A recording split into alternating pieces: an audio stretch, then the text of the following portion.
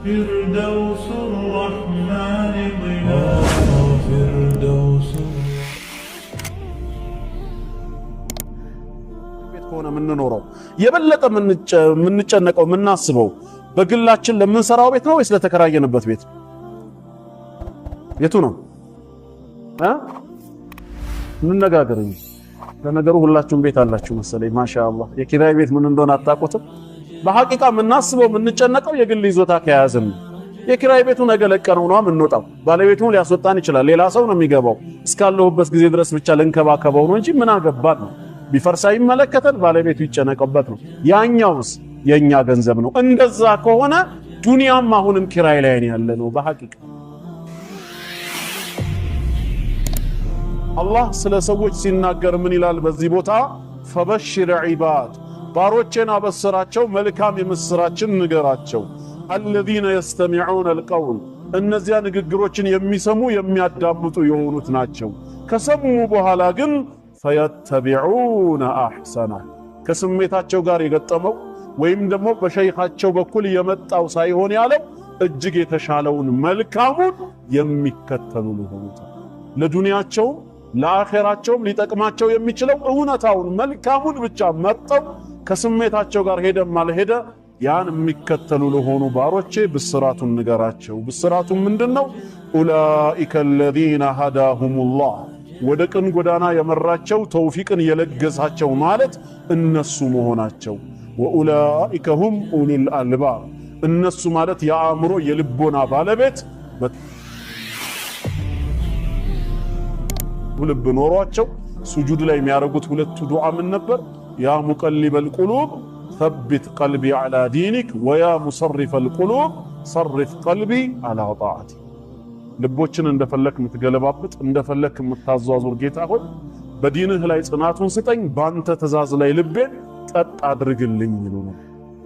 እኛስ ቀልባችንን መፍራት የለብንም?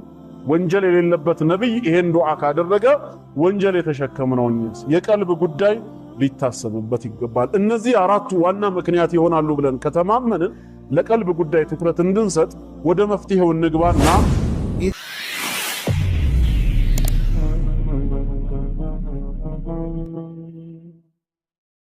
የአኺራው ቤት ለኛ የግል ሆኖ የሚሰጠን ከሆነ አላህ ከወዲሁ መስፈርቱን አሟሉ ብሎናል። ለምን መስፈርቱን አናሟላም? ዲቪ ደርሶሃል ከተባለ አሜሪካ ለመሄድ ጭንቁ ሌላ ነው። ከዚህ በኋላ ምን ማድረግ እንዳለብህ እንግሊዝኛውም አታርፈውም ከሆነ ኡስታዞቹ ጋር ትሄዳለህ። ተርጉሙልኝ ነው ግድ የለም እዛ እግሬ እስኪገባ ድረስ። ለዛሬው አለማወቄ አይጎዳኝም ብቻ አገሩ ያስገባኝ ነው። ልክ ጀነት እዛ ይመስል። እሺ አኺራስ ዲቪ ወጥቶልናል። በኢስላም ነው ጀነት መግቢያ መንገዱ፣ ሌላ ምንም የለም። መስፈርቱን ማሟላት የኛ ድርሻ ነው። አሁንም የምንሄደው ወደ አኺራ ነው፣ ወደ ሞት ነው እየተጠጋን ያለ ነው። ስለዚህ ለአኺራችን ምን ሰርተናል? በተለይ አሁን ያለንበት ክፍለ ዘመን ወደ መጨረሻው ክፍለ ዘመን እየተጠጋ ነው። ነብያችን አለይሂ ሰላቱ ወሰላም በሐዲስ የተናገሯቸው ምልክቶች እየተፈጸሙ ነው። ድንገተኛ ሞት በየአካባቢው መሰማቱ፣ ዑለማዎች ሊቃውንቶችን አላህ ወደ ራሱ መውሰዱ የመሳሰሉ ነገሮች በተግባር እየታዩ ነው። እኛም ነገ ሟች ነን የምንል ከሆነ ምን ይዘን እንሂድ?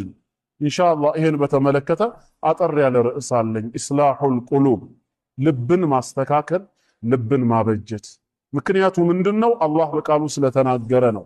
አባታችን ኢብራሂም አለይሂ ሰላም የተናገረውን ጌታችን በሱረቱ ሹዓራ ቁጥር 88 እና 89 ላይ ሲነግረን ያ ቀን ማለት የውመ ላ የንፈዑ ማሉን ወላ በኑን ዛሬ በዱንያ ያካበትነው ሀብታችን ወይ የወለድናቸው ልጆቻችን የቂያም ቀን አይጠቅሙም ነው።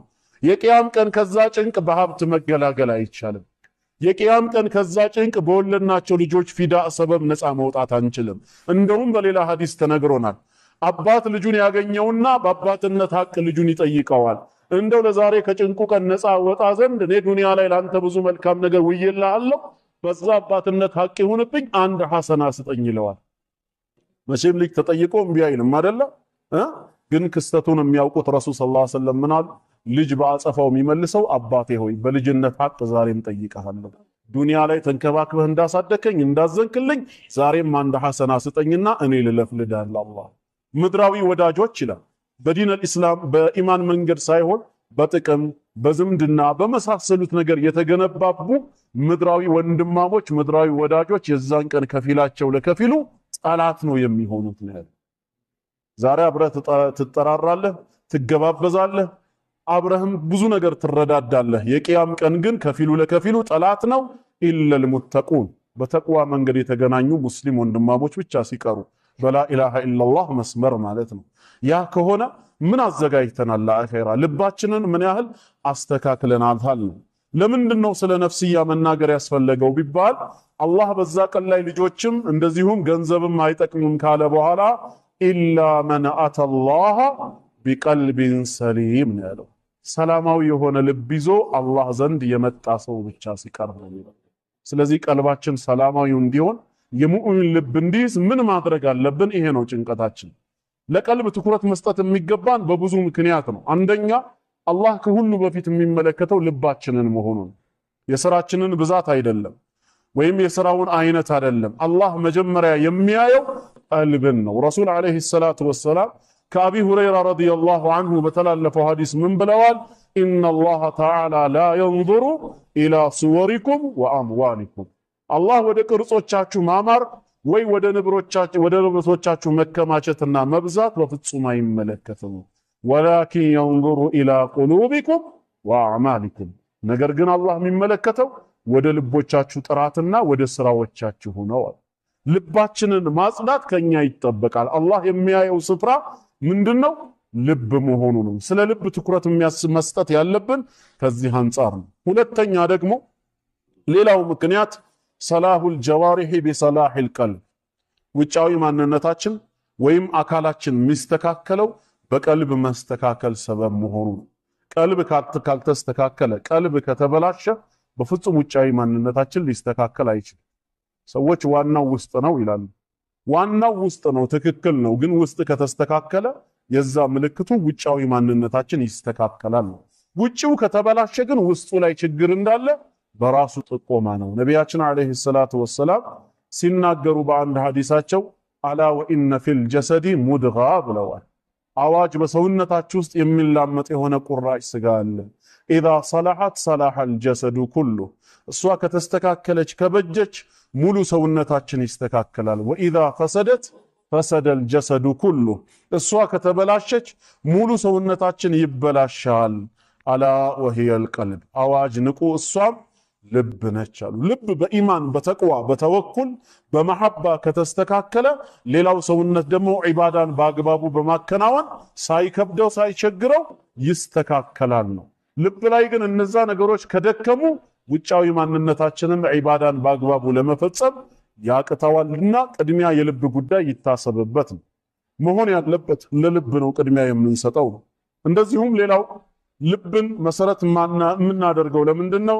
አልአዕማሉ ተተፋደሉ ቢተፋዱሊ ማ ፊል ቁሉብ፣ ስራዎች አላህ ዘንድ የሚበላለጡት በምንድን ነው ከተባለ ልብ ላይ ባለው የንያ ደረጃ መሆኑ ነው። አንድ መልካም ሰሪ ከሌላ መልካም ሰሪ አላህ ዘንድ ተሽሎ የሚገኘው ከስራው መብዛት ወይ ከአይነቱ አይደለም። እሱ በራሱ የተወሰነ ድርሻ ሊኖረው ይችላል። ዋናው የሚበላለጠው ግን ልብ ላይ ባለው የንያ የኢማን ደረጃ ነው። ከኢማሙ ኋላ ማእሙምን ብለው ወደ 100 የሚጠጉ ሰጋጆች እኩል ደርሰው ሊሰግዱ ይችላሉ። በተለይ በመጀመሪያው ሶፍ ላይ ከኋላ ኢማሙ ኋላ ሆነው እኩል ሐርመው ሰላቱን አብሮ ሊያጠናቅቁ ይችላሉ። ግን በሁለት ወንድሞች ሰላት መሃል ያለው ልዩነት ሰማይ ከምድር ከሚራራቀው በላይ ሰላታቸው ይራራቃል። ምንድነው ምክንያቱ ሲባል አንደኛው ፊቱ ብቻ ሳይሆን ወደ ቂብላ የዞረው ልቡም ጭምር ነው ወደ ቂብላ የዞረው። የሚቀራቸውን ሲቆምም ሲያጎነብስም ስጁድም ሲወርድ ተሸሁድም ሲቀመጥ ያስተነተናል፣ ያውቃል። አላህን መለመን ያለበት ቦታ ላይ ቆሞ ይለምናል። በልቡም ጭምር ነው ለጌታው የሚሰግደው። ሌላኛው ግን ፊቱ ወደ ቂብላ ዞሯል፣ ልቡ ግን ከመስጊዱ ክልል ራሱ ውጪ ነው። ሌላ መንደር ላይ ነው ያለው፣ በሌላ ሀጃ ነው። ኢማሙ አላሁ አክበር ሲል ብቻ ነው የሚመለሰው። ስንተኛ ረካዓ እንደሆነ ራሱ አያውቅም እየተሰገደ ያለው በኢማሙ ማሰላመት ካልሆነ በቀር። ስለዚህ የሁሉም ሰላት እኩል ነው ማለት አይደለም። ምንድነው እንዲለያዩ ያደረገው? ልባቸው ላይ ያለው ለሰላቱ የሚሰጡት ክብር፣ ለሰላቱ የሚሰጡት ጥንቃቄ፣ የኢማኑ የተቅዋው የተወኩል ደረጃ ነው። ያ ከሆነ ቅድሚያ ልብን ማስተካከል ይገባል። አራተኛው ሌላው ምክንያታችን ለምንድነው ለልብ ቅድሚያ የምንሰጠው? አልቀልቡ ከሲሩ ተቀሉብ፣ የማይያዝ የማይጨበጥ እንደ ሳሙና የሚያምለጨልጭ ነገር ቢኖር የሰው ልብ ነው መባሉ ነው። ቋሚና የረጋ አይደለም፣ ሪጅድ አይደለም። ኢማን የሚባለው ነገር ከፍ እያለ እየጠነከረ እየጨመረ ይሄዳል። ዝቅ እያለ እየሳሳ እየቀነሰ እየሞተም ሊሄድ ይችላል። ይህንን በተመለከተ ሚቅዳድ ኢብን አልአስወድ ረዲየላሁ ዐንሁ በአንድ ሐዲስ ላይ ምን ይላል? ላ አቁሉ ፊ ረጁሊን ኸይረን ወላ ሸራ ይላል።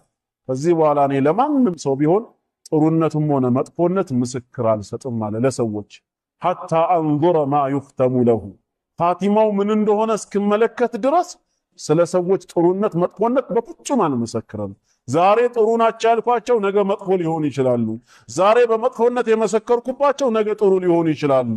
እኔ በፍጹም ከዚህ በኋላ ኻቲማን እስካይ ድረስ ለማንም ሰው ጥሩም ሆነ መጥፎን አልመሰክርም። ያዕኒ ባዕደ ሸይኢን ሰሚዕቱሁ ሚን ነቢይ ሰለላሁ ዐለይሂ ወሰለም የአላህ መልእክተኛ የሆነ ነገር ሲናገሩ ከሰማኋቸው በኋላ አለ። ሰዎቹም ማወቅ ፈለጉና ቂለ ወማ ሰሚዕት ምን ሲሉ ሰምተ ነው ይሄን አቋም የወሰድከው ሲሉት ቃለ ሰሚዕቱ ረሱለላሂ ሰለላሁ ዐለይሂ ወሰለም የአላህ መልእክተኛ እንዲህ ሲሉ ሰማሁ ለቀልቡ ብኒ አደመ አሸዱ እንቅላበን ሚነል ቅድሪ ኢዘ እጅተመዐት ገሊያው የአደም ልጅ ልብ አሉ በድስት ላይ ውሃ ተጥዶ እሳቱ ውሃውን ሲያንተካትከው ውሃው ከሚገለባበጠው በላይ የአደም ልጅ ልብ ይገለባበጣል። አይጨበጥም፣ ቋሚ አይደለም። በሰዓታት በደቂቃ ልዩነት ይቀያየራል። ልክ ውሃው እሳቱ ሲያገኘው ከሚንተከተከው ከሚገለባበጠው በላይ ነው ያሉት። ለዚህ ነው እሳቸው እንኳን ንጹህ ልብ ኖሯቸው ሱጁድ ላይ ተቢት ቀልቢ ዐላ ዲኒክ ወያ ሙሰሪፈል ቁሉብ ሰሪፍ ቀልቢ ዐላ ጣዓቲክ። ልቦችን እንደፈለክ የምትገለባብጥ እንደፈለክ የምታዟዙር ጌታ ሆይ በዲንህ ላይ ጽናቱን ስጠኝ፣ ባንተ ትእዛዝ ላይ ልቤን ቀጥ አድርግልኝ ይሉ ነበር። እኛስ ቀልባችንን መፍራት የለብንም? ወንጀል የሌለበት ነብይ ይሄን ዱዓ ካደረገ ወንጀል የተሸከምነው እኛስ? የቀልብ ጉዳይ ሊታሰብበት ይገባል። እነዚህ አራቱ ዋና ምክንያት ይሆናሉ ብለን ከተማመንን ለቀልብ ጉዳይ ትኩረት እንድንሰጥ ወደ መፍትሄው እንግባና ቀልባችን እንዲስተካከል ምን ነገራትን እንጠቀም ነው። ሼክ አብዱልመጂድ ዘንዳኒ ሐፊዘሁላሁ ወረአህ አልኢማን በሚለው ኪታባቸው ላይ መፍትሄ ነው ብለው ያመጡት ነጥቦች አሉ። ለነፍስዬም ለእናንተም ያን አስታውሳለሁ። አንደኛ ይላሉ ቀልባችን ሰላምተኛ መሆን አለመሆኑን ለማወቅ ከፈለግን ወይ ቀልባችን ሰላማዊ እንዲሆን አልኢቅባሉ ዐለል ሐቅ ሐቅ ከየትም ይምጣ ከየት ለሐቅነቱ እጅ መስጠትና መቀበል። ዛሬ አመለካከትም የምንቀበለው በሐቅነቱ ሳይሆን በቡድን ሚዛን ሆኗል። ከኛ ጀማዓ ከኛ ግሩፕ ብቻ ካልመጣ በስተቀር ከሌላው አካል የመጣን ነገር እንደ ሐቅ ለመቀበል ይከብደናል። እንደውም ፈትዋ ወይ ሌላው ነገር ሳይሆን ቁርአንና ሐዲሱንም መስማት የምንፈልገው ከኛው ቡድን ጀማዓዎች ሆናል። በቡድን ታጥረናል። ሐቅን ለሐቅነቱ ቦታ ሰጥተነው ከቁርአን ከሐዲስ የተነገረ እውነት ስለሆነ ብቻ ከስሜታችን ጋር ገጠመም አልገጠመም ለሐቅ እጅ እንስጥ የሚለው የጥቂቶች አላህ ማዕሱም ያደረጋቸው ባህሪ ብቻ ሆነ። አብዛኛው ሰው ስሜቱን ነው የሚከተለው። ከስሜቱ ጋር የሚሄድ ፈትዋ የሚሰጠውን ዓሊም ነው የግል ዓሊሙ አድርጎ የሚይዘው። ሁሉም በራሱ ተደራጅቶ አካሄዱን እንዳይቃወመው አብሽር እንዲለው ብቻ የሚያግራራውን ይከተላል። ማጥበቅ የፈለገውም የሚያጠብቀውን አካል ብቻ ነው የሚመርጠው ማለት ነው። ሐቅ ነው ወይስ አይደለም? በቁርአንና በሐዲስ በዑለሞች መነጽር ታይቷል ወይስ አልታየም? የመጣውን ሐቅ በሐቅነቱ ለማስተናገድ ፈተና ሆኖብናል። ይሄ የቀልብ መታመምን ያስከትላል ይላሉ ሸይኹ። እንደ ማስረጃ የሚያቀርቡት ሱረቱ ዙመር ቁጥር 17 እስከ 18 ያለውን ነው። አላህ ስለ ሰዎች ሲናገር ምን ይላል በዚህ ቦታ? ፈበሽር ዒባድ ባሮቼን አበስራቸው፣ መልካም የምስራችን ንገራቸው። አለዚነ የስተሚዑነ አልቀውል እነዚያ ንግግሮችን የሚሰሙ የሚያዳምጡ የሆኑት ናቸው።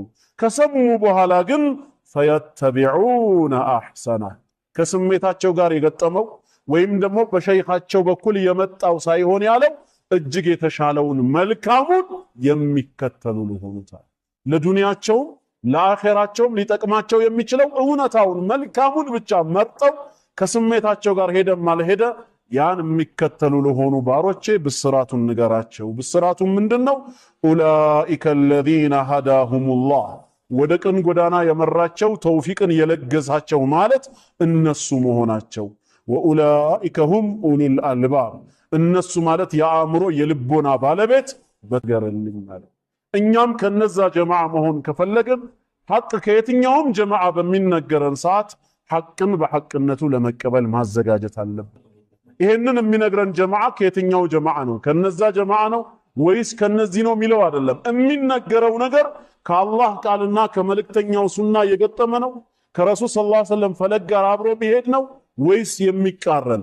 ያንን መመዘን የምንችል ከሆነ ሐቅን በሐቅነቱ መቀበል ነው። የማንችል ከሆነስ በዓሊምነታቸው ታማኝ የሆኑ አላህን ይፈራሉ ተብለው በተቅዋነታቸው የተመሰከረላቸውን ዑለሞችን መስመር መከተል ነው የሚያዋጣው። ግሩፕኝነት በዱንያ ብቻ ሳይሆን በአኼራም ያዋርደናልና ማለት።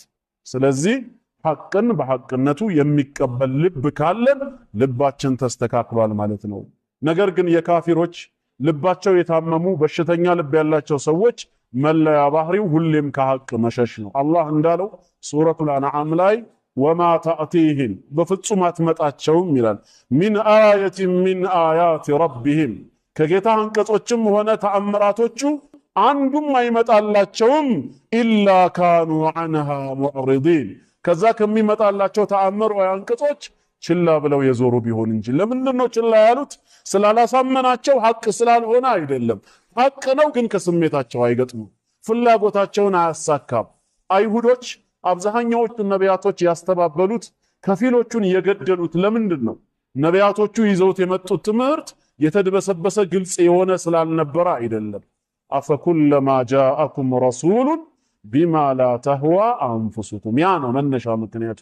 ስሜትና ዝንባሌያችሁን በሚመጥን መልኩ መልእክተኞች ካልመጣላችሁ ኢስተክበርቱም የእነሱን ሐቅ ለመቀበል ትኮራላችሁ። ፈፈሪቀን ከዘብቱም ከኩራትም አልፋችሁ ከፊሎቹን ታስተባብላላችሁ። ነገሩ ካመቻችሁ ደግሞ ወፈሪቀን ተቅቱሉን የቻላችሁትን ከፊሉን ደግሞ ትገላላችሁ ወይ ከሀገር ታባረራላችሁ አለ ከስሜት ጋር። እኛም ዛሬ አዲስ ነብይ አይላክልንም፣ ግን የነቢያትን ቦታ ተክተው ዑለማዎች ወረሰቱል አንቢያ ስለ አላህ ቃል ስለ ረሱል ሰለላሁ ዐለይሂ ወሰለም ሐዲስ የሚመክሩን እውነት የሚነግሩን ከሆነ እውነትን በእውነትነቱ መቀበል አለብን። ከማን መጣ ሳይሆን የመጣው ምንድነው? ግልጽ ነው። አላህ ይወፍቀን። የወሬ ሰው ሳይሆን የተግባር ሰው ያደርገን። ሐቅን መቀበል ጥቅሙ ለራሳችን ነው። በዱንያም ረፍት ነው፣ በአኼራም ከጥያቄ ነጃ መውጣት ነው። በሽተኛ ልብ ያለው ሰው ግን ሐቅን መቀበል ይከብደዋል ነው።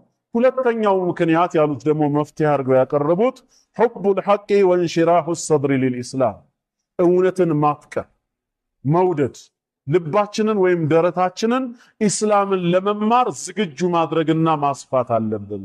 ሰው ዛሬ ለማወቅ ጉጉት ያለው በአብዛኛው አላህ የጠበቀው ሲቀር ስለ ዲኑ አይደለም።